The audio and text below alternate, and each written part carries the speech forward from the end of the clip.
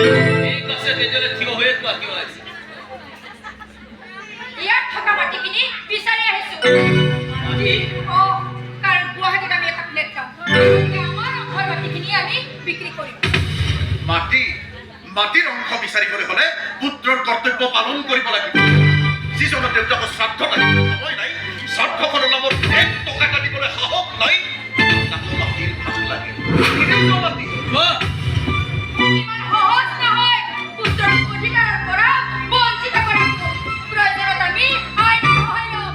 তাৰ মানে তোমালোকে আমাৰ ওপৰত কেছ কৰিবা এইজনী মাৰ ওপৰত কেছ কৰিবা নিশ্চয়। আৰে বছৰটোত এদিন তোমালোকে এইজনী মাৰ খবৰ লোৱা নে চিআই